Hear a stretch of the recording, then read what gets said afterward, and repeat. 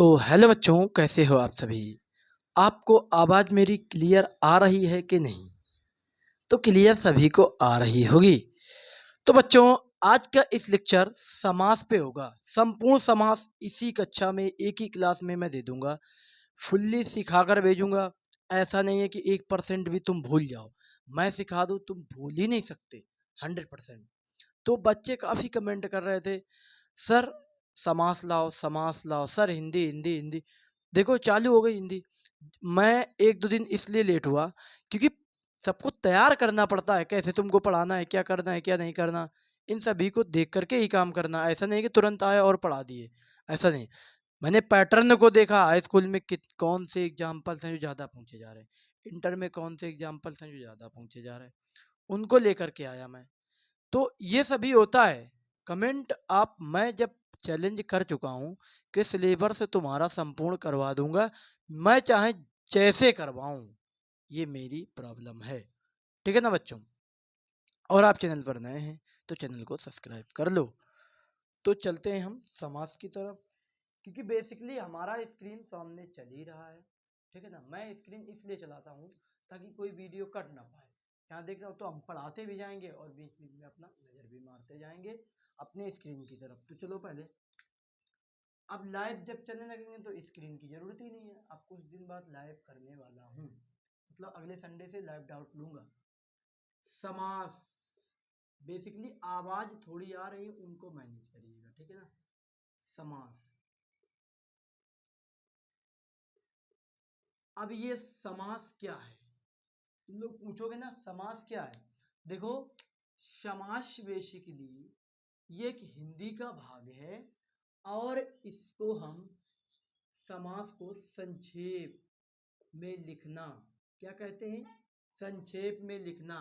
मतलब कि संक्षेपीकरण, संक्षेपीकरण, संक्षेपीकरण, व संक्षिप्तीकरण, व संक्षिप्ती संक्षिप्तीकरण।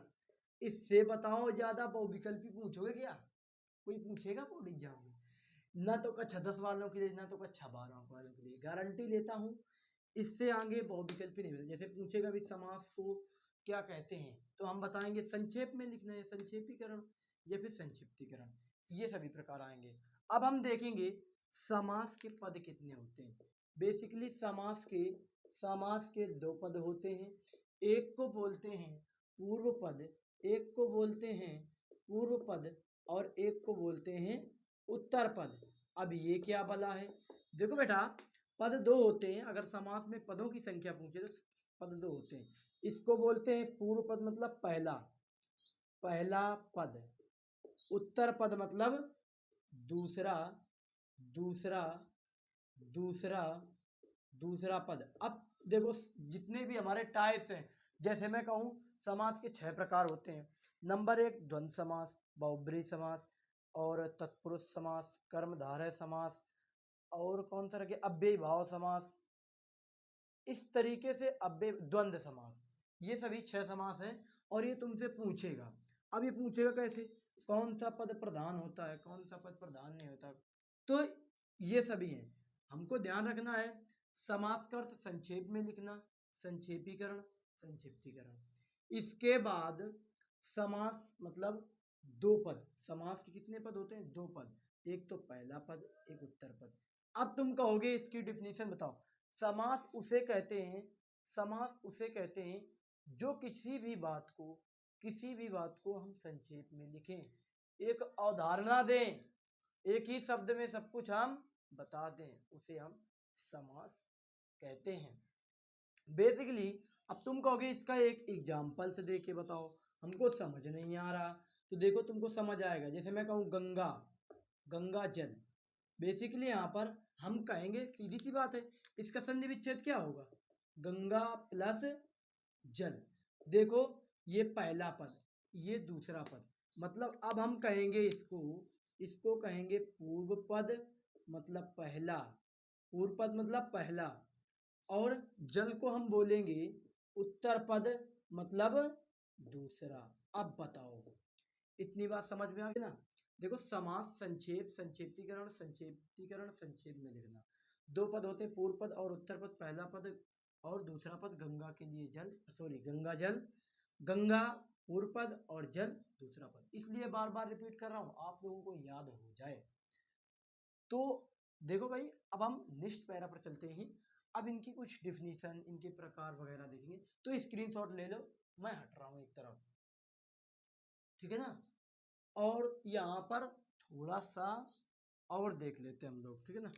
जैसे मैं कहूँ, ये एक चीज समास विग्रह हमने छोड़ दिया, समास, समास विग्रह, समास विग्रह इसको बोलते हैं किसी भी समास का, किसी भी समास का उसके संक्षेप में, उसके एक सही मूल में विग्रह करना ही क्या कहता है, समास विग्रह कहलाता है। जैसे मैं कहूँ रसोई घर, रसोई, रसोई घर, आवाज जो आ रही है सहन करना भाई, करना पड़ेगा यार, तुमको पढ़ना है। ये आवाजें जो आ रही क्या करेंगी, ये लोग मन से करते हैं, मैं पढ़ा रहा हूँ, कुछ लोग तो मन से बोलते हैं कि कैसे न कैसे ये डिस्टर्ब हो जाए। भाई साहब ये सत्य बात है, कुछ लोग जानबूझ के करते हैं कि मैं कहीं ना कहीं डिस्टर्ब हो जाऊँ। ये सब तुम लोगों को समझना है, बस साथ दो मेरा। बहुत जल्द हम इस भीड़ से अलग होने वाले हैं, अपना जो है यहाँ पर स्टूडियो अलग करवा देंगे, ठीक है ना। यहाँ से बहुत शोर होता है यार, जब पढ़ाना है हमको ढंग से तो काम करेंगे ढंग से। देखो रसोई घर, इसका हम लोग अगर संधि विच्छेद करेंगे क्या होगा, रसोई, रसोई के लिए, रसोई के लिए घर, ये है हमारा, इसको संधि विग्रह कहते हैं। क्या कहते हैं, संधि विग्रह। हाँ देखो, एक डाउट रहता है कि हमसे समास और संधि में, यहाँ देखते जाओ, ये क्वेश्चन बहुविकल्पी के बता रहा हूँ मैं, इसको गांठ मान लो। और एक अगर इस समास से आए तो समझो बचेगा नहीं क्वेश्चन, समास से आएगा तो यहीं से आएगा और अन्यथा कहीं से नहीं आएगा। सुन लो बेटा, संधि, देखो यहाँ पर अगर एग्जाम्पल्स मतलब उदाहरण में दिया रहता है, समास को विच्छेद कहते हैं, संधि को विच्छेद, तो संधि को हमें विच्छेद कहते हैं। क्या कहते हैं, संधि विच्छेद, लेकिन समास विग्रह, ये ध्यान रखना।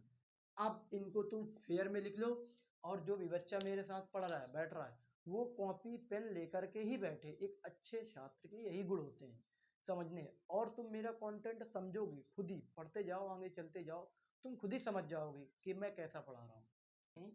समास के प्रकार कितने होते हैं, हम क्या बोले, समास, समास के प्रकार कितने होते हैं, तो समास के बेसिकली यहाँ पर 4 प्रकार होते हैं। कितने प्रकार होते हैं, 4 प्रकार होते हैं, होते हैं।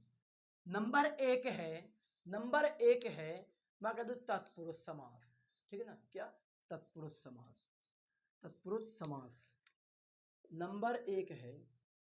कोई सा भी ले लो यार, तुम द्वंद्व से ले लो, ऐसा नहीं, देखो समास में कभी ऐसा नहीं होता कि तुम द्वंद्व को नीचे कर दो, उसको बहुब्री को नीचे कर दो, अव्यय को नीचे कर दो, इसके ऊपर, ऐसा नहीं। इसका तुमको डिफिनीशन पता होना चाहिए, अच्छी तरह से पता होना चाहिए। ऐसा नहीं कि बस ऐसे ही हम लोगों को ऐसे ही सब कुछ आ रहा है, ऐसा नहीं। तुमको एक लेसन से पता होना चाहिए, एक तरीका पता होना चाहिए। जैसे मैं कहूँ अव्ययी, तो द्वंद्व समास है। दूसरा फिर क्या है, द्वंद्व समास। पहला द्वंद्व मैंने यहाँ पर मैंने किया द्वंद्व, फिर मैंने किया अव्ययी, अव्ययी भाव, अव्ययी भाव, फिर तीसरा है बहुब्रीहि, बहुब्रीहि, बहुब्रीहि समास।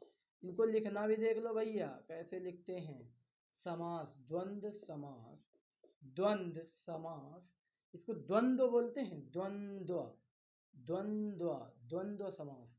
और इसको समास, कौन सा, बहुब्रीहि समास और अव्ययी भाव समास, ठीक है ना। स्क्रीन बढ़िया चल रहा है, अव्ययी भाव समास, द्वंद्व समास। देखो यहाँ पर अगर जैसे मैं कहूँ, अभी तो 1 2 3 हुए और चौथा हमारा है तत्पुरुष समास। कौन सा है, तत्पुरुष, तत्पुरुष समास, तत्पुरुष समास। देखो यहाँ पर शोर जो हो रहा है उसको मैनेज करना, मैं बार बार रिपीट कर रहा हूँ, तुम लोगों को सब देखना कितने हल्के में सब कुछ सिखा रहा हूँ, हल्के में, बहुत छोटे लेक्चर में तुम बहुत कुछ सीख सकते हो। जैसे द्वंद्व में क्या क्या आएगा, सॉरी, देखो होते 4 हैं बेसिकली। हमको टीचर्स या कोई पढ़ाते हैं, अध्यापक पढ़ाते हैं समास के 6 प्रकार। यहाँ पर समास के कितने प्रकार बताएंगे, 6 प्रकार बताते हैं, लेकिन नहीं, समास के हमें आप पढ़ेंगे 4 प्रकार होते हैं, ठीक है ना, 4 प्रकार होते हैं। फिर तत्पुरुष के यहाँ 2 बढ़ जाते हैं। कौन बढ़ जाते हैं? जैसे मैं कहूँ द्विगु समास, द्विगु समास, द्विगु समास और द्विगु समास, और यहाँ पर बचेगा कर्मधारय समास, कर्मधारय, कर्मधारय समास। देखो भैया, अब हमारे अगर तुमसे कहे कि मुख्यता, क्या बोले? मुख्यता, मुख्यता कितने प्रकार होते हैं, तब तो बेटा हम 4 बताएंगे। अगर सीधा सीधा पूछ ले प्राकार कितने होते हैं, प्राकार, प्रकार, तो फिर हम 6 बताएंगे। देखो जो कंफ्यूजन था, हम बोले समास के कितने प्रकार होते हैं, तुम बोलोगे समास के सर 6 प्रकार होते हैं। जैसे मैं कहूँ समास के मुख्यता कितने प्रकार होते हैं, तो तुम बेटा बताओगे कि समास के मुख्यता 4 प्रकार होते हैं, ठीक है ना, और ये सभी इनके प्रकार हैं, ठीक है। तो अब हम इसको खत्म करते हैं और एक एक को हम पढ़ते हैं, ठीक है ना। अब हमने तुमको बता दिया द्वंद्व के तत्पुरुष के अंतर्गत ही द्विगु और कर्मधारय आता है। अब देखो यहाँ पर द्वंद्व समास किसे कहते हैं? द्वंद्व समास लिखो, जिसके दोनों पद, जिसके, तुम लिखते जाओ कॉपी में, जिसके, ये नोट्स बनवा रहा हूँ, दोनों, जिसके दोनों पद क्या हो? प्रधान हो, दोनों पद। अब ये क्या भला है? जैसे मैं कहूँ कि मैंने भी बताया था प्रथम पद, और मैं इसको खत्म कर सकता हूँ ना बेटा। हाँ, अब इसको तुमको प्रकार बता ही चुका हूँ, अब यहाँ से विधिवत समझते हैं द्वंद्व समास को, ठीक है ना। देखो द्वंद्व समास जो होता है, इसके दोनों ही पद प्रधान होते हैं। ये दोनों पद क्या, मैंने जैसे बताया था, पूर्व पद और उत्तर पद, यही तो 2 पद होते हैं। होते कि नहीं, पहले ये बताओ, होते हैं। जैसे मैं यहाँ पर कहूँ, यहाँ पर आएगा क्या? योजक चिन्ह, या आएगा, अथवा आएगा, और आएगा। इनकी पहचान बता रहा हूँ भैया, मैं क्या बता रहा हूँ इनकी, मैं इनको पहचानने को बता रहा हूँ। देखो द्वंद्व समास दोनों पद प्रधान होंगे, पूर्व पद, उत्तर पद, और इनकी यदि हम पहचान करें तो या, अथवा, और, ये सभी शब्द आएंगे यहाँ पर। अब जैसे या, अथवा, और, ये क्या है? विलोम शब्द भी आएंगे, विलोम, विलोम शब्द भी आएंगे। इससे ऊपर क्वेश्चन में गारंटी लेता हूँ नहीं बनेगा, या बनेगा ही नहीं, कंपटीशन में तो बनता नहीं, तो इसमें क्या बन जाएगा? इससे ज्यादा क्वेश्चन बनेगा ही नहीं। मैं गारंटी लेता हूँ कि इससे ज्यादा क्वेश्चन, मैं जो बता रहा हूँ बस गांठ मान के तुम विश्वास के साथ जुड़े रहो, पढ़ दो भाई, विश्वास के साथ पढ़ो और तुम्हारा 100% रिजल्ट आएगा। देखो जैसे मैं कह रहा हूँ, दोनों पद क्या होंगे द्वंद्व समास में? प्रधान होंगे। इसमें पहचान होगी, या लगा होगा, अथवा लगा होगा, और लगा होगा, विलोम शब्द लगा होगा, या फिर इसको बोलते हैं योजक चिन्ह, या तो फिर योजक चिन्ह लगा होगा। अब ये क्या भला है? जैसे मैं कहूं काला गोरा, क्या होगा? काला गोरा, लाल पीला, आना जाना, ठीक है ना भाई। और अब बस इसमें देखो, जैसे मैंने कहा यहाँ पर क्या है, इनको समझना है। यहाँ पर क्या है? योजक चिन्ह है, इनको हम बोलेंगे योजक चिन्ह। तो बेसिकली यही समझा रहा था योजक चिन्ह क्या है। अब ऐसे द्वंद्व समास के प्रकार कितने होते हैं? तो बेसिकली यहाँ पर द्वंद्व समास के 3 प्रकार होंगे, जो ये हैं सभी ना, या, अथवा, और, ये सभी आएंगे कहाँ पर, ये समझा रहा हूँ। इसके 3 प्रकार होते हैं, द्वंद्व समास के 3 प्रकार होते हैं। द्वंद्व समास के कितने प्रकार होते हैं? द्वंद्व समास के 3 प्रकार होते हैं। नंबर 1 है इतरेतर, इतरेतर द्वंद्व, इतरेतर द्वंद्व, और वैकल्पिक, वैकल्पिक, वैकल्पिक, वैकल्पिक, वैकल्पिक द्वंद्व, द्वंद्व इतरेतर द्वंद्व, और इतरेतर में होता और तथा, तथा। इसके एग्जाम्पल्स कैसे आएंगे ये देखो, जैसे मैं कह रहा हूं यहाँ पर गौरी शंकर, क्या बोला मैंने? गौरी शंकर। अब तुम लोग क्या करते हो, अधिकांश लोग यहाँ पर, जैसे मैंने ऐसे जोड़ दिया दोनों को ऐसे, तो अधिकांश लोग यहाँ फंस जाएंगे, यहाँ पर द्वंद्व समास नहीं कहेंगे, क्योंकि हम लोगों को टीचर जो होते हैं यूट्यूब में जो पढ़ा रहे हैं, वो क्या बोल रहे हैं पता है? वो बोल रहे हैं जहाँ पर योजक चिन्ह हो, जहाँ पर योजक चिन्ह हो, और आ जाए, और आ जाए, अथवा आ जाए, तथा आ जाए, ये सभी क्या है? द्वंद्व समास। ऐसे नहीं पढ़ना हमको, ऐसे पढ़ेंगे तो फंस जाएंगे भाई। ऐसे में कहा यहाँ पर योजक चिन्ह दिखाई पड़ रहा और अथवा दिखाई नहीं, यहाँ पर देखेंगे गौरी और क्या बोल रहा है, गौरी और शंकर, गौरी और शंकर, ऐसे आएगा इतरेतर द्वंद में। हमको ये दे देगा ऐसे गौरी शंकर, ऐसे देगा, देखो देखो प्रश्न हमारा ऐसे बना के देगा, हमको एग्जाम में ऐसे बना के लिखना है और लिख करके बताना। यहाँ पर अगर और आए तो इतरेतर है, तथा आए तो इतरेतर है, वैकल्पिक में या अथवा आए, या अथवा आए तब। देखो नोट कर लो, मैं थोड़ा हट रहा हूँ, स्क्रीनशॉट ले लो भैया। देखो अभी इसको हटा देते हैं। इसमें आएगा वैकल्पिक द्वंद में आएगा या और अथवा, अथवा या और अथवा। एग्जाम्पल दिया होगा छोटा, छोटा या बड़ा, सॉरी यहाँ पर देखो छोटा या बड़ा, छोटा या बड़ा। तो देखो यहाँ पर यह शब्द आया है कि नहीं है। ये सभी हमारे वैकल्पिक द्वंद हैं, वैकल्पिक जो है द्वंद है। इनका फिर से स्क्रीनशॉट ले लो, मार्ट ले लिया स्क्रीनशॉट। ऐसे इसमें देखो, अब मैं जैसे इसके समाहार में समूह शब्द को बताए, आप कहोगे पहचान आदि शब्द को बताए, बस खत्म, बस खत्म, ठीक है ना, आदि शब्द को बताए, ठीक है ना। बस ये हमारे तीन जो द्वंद्व समास के एग्जाम्पल्स बन सकते थे, ठीक है ना। बस तो अब तुम लोगों ने तो द्वंद्व समास को पहचानना सीख लिया है। अब तुम द्वंद्व समास कर लोगे कि नहीं कर लोगे भाई साहब, तुम अब द्वंद्व समास कर लोगे। जैसे मैं कह रहा हूँ कि बहुत और कम, बहुत और कम, तो यहाँ पर क्या होगा, बहुत या कम। देखो यहाँ पर बहुत कम, जैसे मैं कह रहा हूँ बहुत, बहुत कम। अब इसमें हमको द्वंद्व बताना है, तो हम क्या बताएंगे, बहुत या कम, बहुत या कम, ऐसे तो बताएंगे। तो ये हमारे लिए क्या होगा, द्वंद्व समास।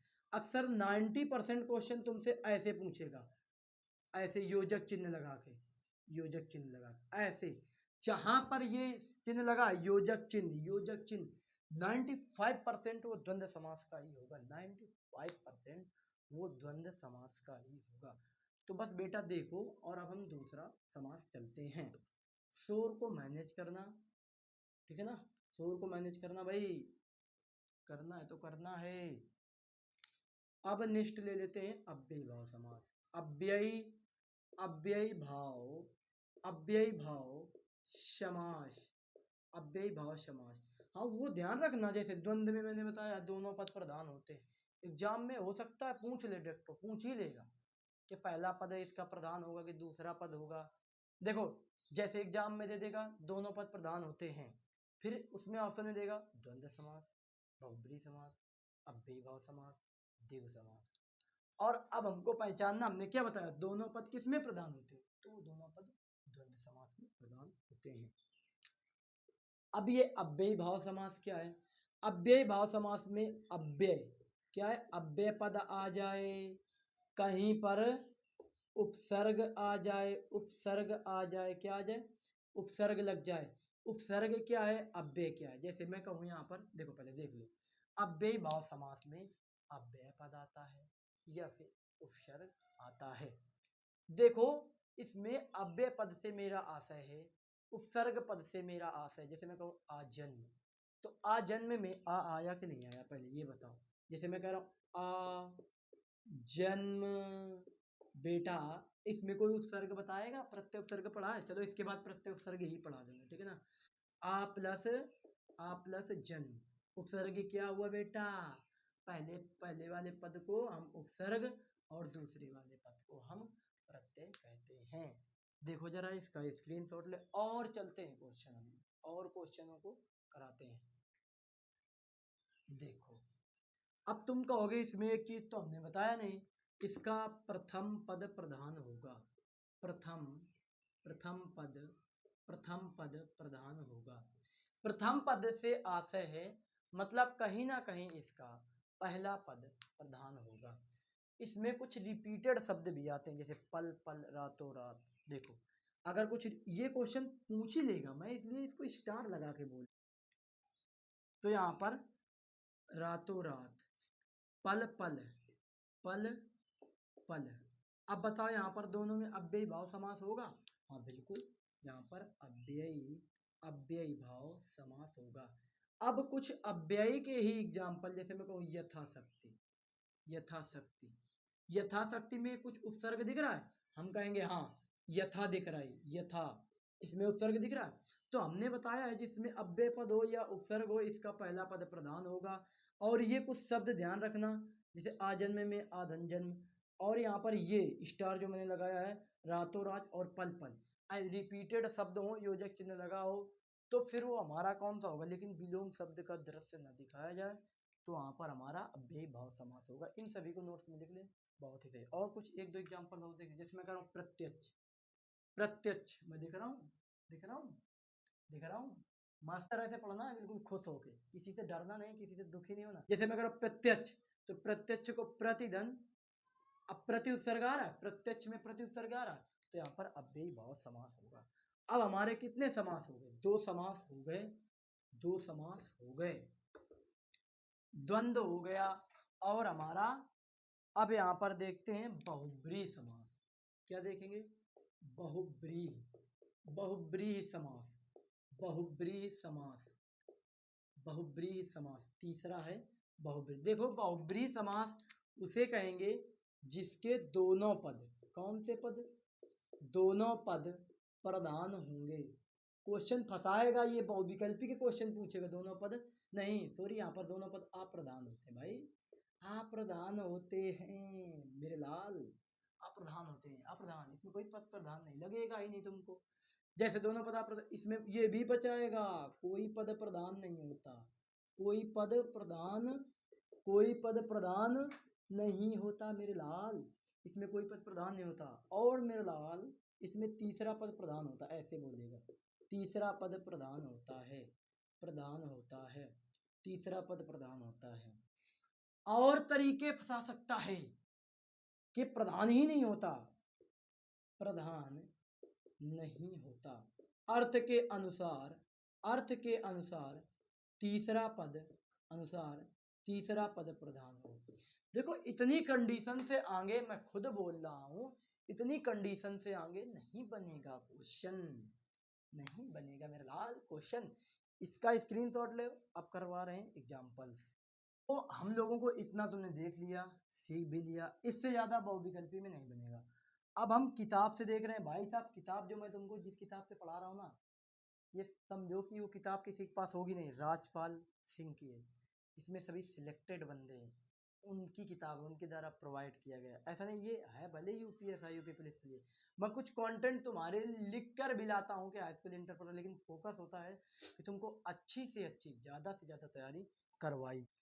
कमल, कमल नयन, तो इसका मतलब होता है कमल के सामान, कमल के सामान, कमल के समान नैनो वाला, उसको बोलेंगे हम विष्णु जी, विष्णु जी। ये क्या है? ये तीसरा पद है। देखो हमने कमल के सामान नयन बोला, तुमको इसमें कोई पद प्रधान दिख रहा है? आप कहोगे भैया इसमें कोई पद प्रधान नहीं दिख रहा, विष्णु जी प्रधान दिख रहे हैं, है कि नहीं? तो ये तीसरा पद हुआ कि नहीं हुआ? नेक्स्ट क्वेश्चन और देख लेते हैं। जैसे मैं कह रहा हूं यहाँ पर, यहाँ पर जैसे मैं पूछ दूं कपीस, कपीस, कपीस। अब जो बच्चे पढ़े हैं पर्यायवाची, इसको देखो, जिसकी पर्यायवाची मजबूत है वही अक्सर इसको 100% कर पाएगा, जिसकी नहीं मजबूत वो मजबूत कर ले, बाकी मैं सिखाता रहा हूँ। कपीस किसको बोलते हैं? कपीस हनुमान जी को बोलते हैं। किसको? हनुमान जी को। अब इसमें पहचानने लिए क्या है? पहचान में अर्थात शब्द आ जाए, अर्थात शब्द आ जाए। जैसे मैं बोल रहा हूँ कमल नयन, कमल के समान नयन अर्थात विष्णु जी, सीधी सी बात है, समझ रहे हो? त्रिनेत्र से तुम लोगों को मैंने बोला त्रिनेत्र, यहाँ पर लिख, देखो जैसे मैं बोल दूं यहाँ पर एग्जाम्पल, त्रिनेत्र, त्रिनेत्र जैसे इस त्रिनेत्र को आया तो शंकर जी मतलब शिव जी, शिव जी को तुमने याद किया, त्रिनेत्र तीन आंखों वाला। जैसे हम किसी भी चित्र को, किसी भी आकृति, किसी भी शब्द को पढ़ें, लेटर को पढ़ें, अक्षर को पढ़ें, सॉरी यहाँ पर अक्षर ही होगा, अक्षर को पढ़ें तो उसका अगर तीसरा पद हमारे, जैसे मैंने कहा त्रिनेत्र, जैसे तुमने तीन नेत्र, मैंने तुमसे त्रिनेत्र कहा, तुम्हारे मन में आएगा शंकर जी, शिव, आएगा कि नहीं आएगा? तो ये सभी हमारे बहुब्रीहि समास हो गए। तो बहुब्रीहि समास को देख लेंगे। चलो हम इसको खत्म करते हैं। देखो पहले स्क्रीनशॉट ले लो भैया, ऐसे नहीं खत्म करेंगे, ठीक है ना। देखो इधर अभी हमारा बचा है तत्पुरुष समास। अब हम इन तीनों को एक साथ पढ़ाएंगे, इसीलिए इनको थोड़ा तत्पुरुष, तत्पुरुष, तत्पुरुष समास, तत्पुरुष समास एंड यहाँ पर द्विगु समास, द्विगु समास, द्विगु समास, द्विगु समास और यहाँ पर कर्मधारय समास, कर्मधारय। अगर एग्जाम में बहुविकल्पी बन सकता है भाई, पूछेगा इसमें कि इन तीनों में क्या कॉमन है, तो हम कहेंगे इन तीनों का उत्तर पद प्रधान होता है, उत्तर पद प्रधान होता है, मतलब दूसरा पद, दूसरा पद, दूसरा पद यहाँ पर प्रधान होता है। देखो भाई साहब, मेरा बताने का तात्पर्य, मेरा पढ़ाने का, इनको कनेक्ट करके है भाई, कनेक्ट है भी ये लोग। ये चौथे में आएगा तो ये दोनों में तो आएगा, आएगा कि नहीं आएगा? तो इन तीनों को हम पढ़ेंगे एक साथ। तो देखते हैं, तो हम इसको खत्म करें यहाँ से, ये लिख लेना कि तीनों में ही उत्तर पद प्रधान होता है, दूसरा पद भाई। इसमें आता है विशेषण, विशेषण देखो, इसका उत्तर पद इसका प्रधान होगा, ठीक है ना बेटा। इधर देखो उत्तर पद प्रधान होता है, मेरे लाल इधर देख लो, इसमें विशेषण विशेष का लोप होगा, विशेषण, विशेषण, विशेषिका, विशेषिका। यहाँ पर भी, यहाँ पर पहला पद देखो, लिखते जाओ, पहला पद संख्यावाची होगा। क्या होगा? संख्यावाची। देखो जब पहला पद संख्यावाची होगा तो आपको 100% के दूसरा पद उसका क्या होगा? प्रधान होगा भाई। पहला पद देखो इसका, इसमें विशेषण विशेष से पहले में आएगा, दूसरा पद प्रधान होगा। विशेषण विशेष, विशेषण हमारा प्रधान नहीं होता, हमारा विशेष्य होता है। अब विशेषण विशेष क्या है ये भी पढ़ाऊं क्या? चलो इनके बाद फिर विशेषण विशेष भी पढ़ा दूंगा। विशेषण विशेष उसे कहते हैं, विशेषण जिसकी विशेषता जिससे बताई जाए, जिससे। जैसे राम काला है, तो यहाँ पर काला क्या है? ये हमारा हो गया विशेषण, हो गया काला विशेषण तो हुआ, लेकिन विशेष से क्या है? राम। तो जिससे, जिससे विशेषता जिसकी बताई जाए, जैसे मैं कहूँ राम से काला की विशेषता बताई जाए, तो यहाँ पर राम क्या है? तो राम बेसिकली हमारा यहाँ पर विशेष्य है।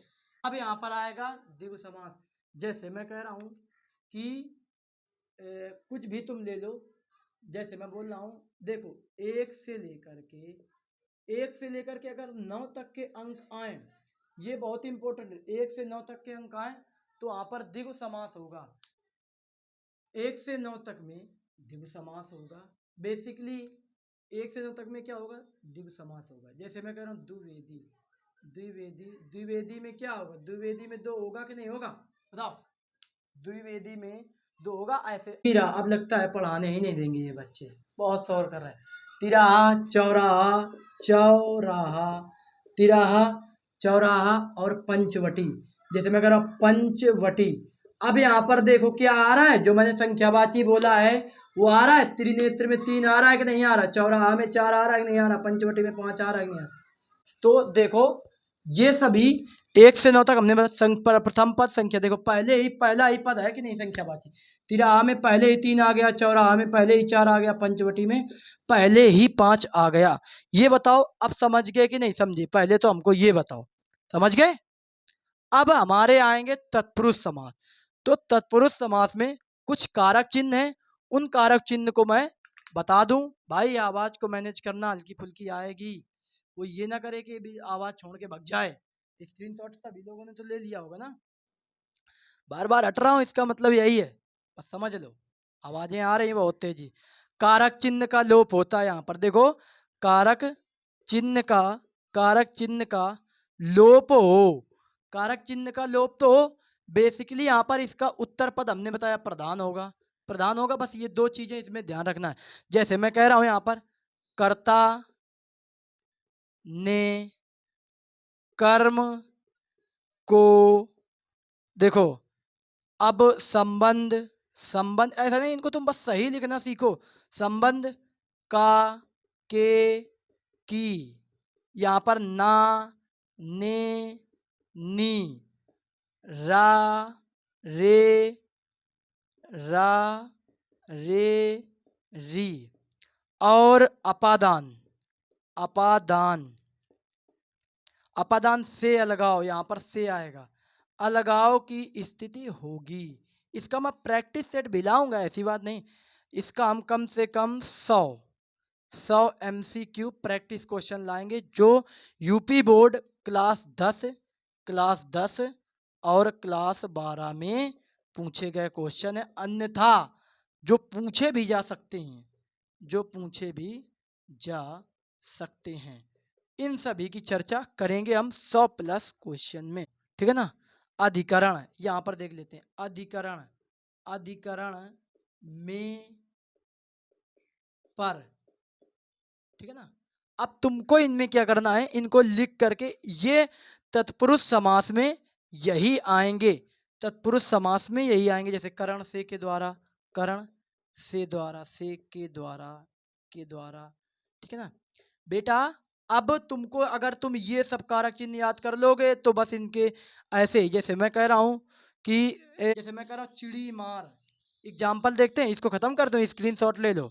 जैसे मैं कह रहा हूं, यहाँ पर देखो सुनो, चिड़ी मार, चिड़ी मार, और जेब कतरा, जेब कतरा। देखो भाई साहब यहाँ पर, अरे ये शोर मचाने की वजह से सब स्पीड में हो रहा है काम, लेकिन तुम पढ़ना भाई, समझना इसको, मैं तुमको तबीयत से समझा रहा हूँ। मैं फिर कहता हूँ, मेरे जैसा कोई समझा ले तो मैं बता दूँ, समझाने में मेरा फुल कॉन्फिडेंस, मैं पूरा पूरा 100% लेक्चर ही ये काम करता हूँ। चिड़ी मार, चिड़ी को, चिड़ी को, चिड़ी को मारने वाला। जेब कतरा, जेब को काटने वाला। इसमें कुछ कॉमन चीज बता सकते हो, हमने जो लिखाया है बेटा, यही तो आ रहे हैं, ये तो कारक चिन्ह है मेरे छोटे मोटे नुन्नू चुन्नू। देखो इधर, इधर देखो, इधर देखो, ये आ रहे हैं कारक चिन्ह। नेत्रहीन, नेत्रहीन, नेत्रहीन। अब क्या बोलेगा यहाँ पर, नेत्रहीन मतलब कि, नेत्रहीन मतलब कि नेत्र से हीन, नेत्र से हीन, जो आंखों से हीन है। तो यहाँ पर कारक चिन्ह क्या आया है, से आया। तो बस इतना ही। तो कैसा लगा भाई ये समास का लेक्चर, पसंद आया अच्छी तरह से, ठीक है ना। आया भी होगा, थोड़ी शोर है तो उसको मैनेज करो, हटाओ उधर, शेयर करो चैनल को, कमेंट करो। और तुम सीख रहे हो, हमको पता है, तुमको भी पता है, तो लगे रहो हमारे साथ भाई। फरवरी, ये समझ जनवरी, तुम जनवरी 30 जनवरी तक, इसमें तो फरवरी में पेपर है, लगभग लगभग संभावना है। तो जनवरी तुम फरवरी तक लगे रहो, मतलब कि पेपर से पहले हमारे साथ लगे रहो फरवरी तक। और देखो हम तुमको क्या बना देते, हीरा, हीरा बना देंगे, हीरा।